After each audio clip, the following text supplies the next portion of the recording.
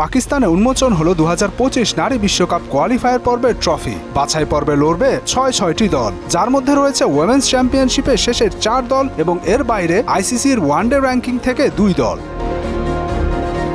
Bangladesh, Pakistan, West Indies ও Ireland women's চ্যাম্পিয়নশিপের point টেবিলের শেষের 4টি দল। আর ওয়ানডে র্যাঙ্কিং থেকে বাছাই পর্বে আসার সুযোগ হয় থাইল্যান্ড ও স্কটল্যান্ডের। আইসিসির র্যাঙ্কিংয়ে থাইদের অবস্থান 9 ও স্কটিশদের অবস্থান 12। এই 6 দলের মধ্যে 2 দল যোগ্যতা অর্জন করবে বিশ্বকাপের মূল পর্বে পা রাখার। একটি হচ্ছে চ্যাম্পিয়ন ও আরেকটি হচ্ছে রানার আপ দল। বুধবার থেকে শুরু হচ্ছে বাছাই পর্বের খেলা। 9 থেকে 19 এপ্রিল পর্যন্ত রাউন্ড রবিন পদ্ধতিতে প্রতিটি দল একে অন্যের মুখোমুখি হবে, যে কারণে প্রতিটা ম্যাচই গুরুত্বপূর্ণ। হেরে যাওয়া মানেই বিশ্বকাপের মূল পর্বের আশা ক্ষীণ হয়ে যাওয়া।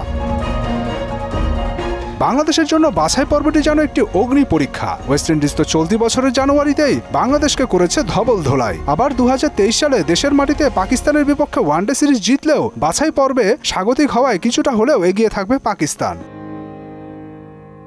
এদিকে আয়ারল্যান্ডের কাছে গত বছর ঘরের মাঠে সিরিজ হারে বাংলাদেশ। অন্যদিকে আবার ওয়ানডে র্যাঙ্কিংয়ে থাই ও স্কটিশদের অবস্থান মিলিয়ে কোনো দলকেই হালকা করে দেখার সুযোগ নেই। দেশ ছাড়ার আগে টাইগ্রেস কাপ্তান নিগার সুলতানা জ্যোতি জানালেন নিজেদের অবস্থানের কথা।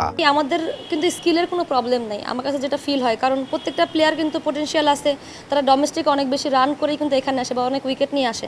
কিন্তু কেন আমরা ইন্টারন্যাশনালে যে বড় কোনো ইভেন্টে যা পারফরমেন্স করতে পারি না বা ছোটো ছোটো ভুলের জন্য করতে পারি না, সেগুলাই ফাইন্ড আউট করার জন্য কিন্তু আমাদের প্র্যাকটিসের থেকে কিন্তু আমাদের দেখা যাচ্ছে ডিসকাশনগুলো বেশি হয়। এবং নতুন করে যারা আছেন কোচিং স্টাফে, তাদের কিন্তু একটাই বলবো যে মোটো, যে এত বড় টুর্নামেন্টের আগে যেন প্লেয়াররা মাইন্ড সেট আপটা যেন ক্লিয়ার হয়।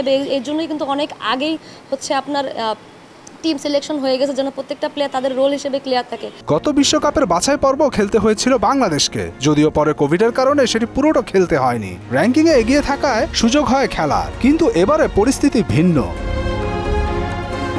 10 এপ্রিল থাইল্যান্ডের বিপক্ষে ম্যাচ দিয়ে বাছাই পর্বে যাত্রা শুরু হবে বাংলাদেশের। বাছাই পর্ব খেলা যেহেতু হবে লাহোরের মাটিতে, ব্যাটিং বান্ধব হওয়ায় লাহোরের মাটির সুবিধা কতখানি কাজে লাগিয়ে বিশ্বকাপের মূল পর্বে কিভাবে বাংলাদেশ জায়গা করে নেয়, সেটি এখন দেখবার পালা।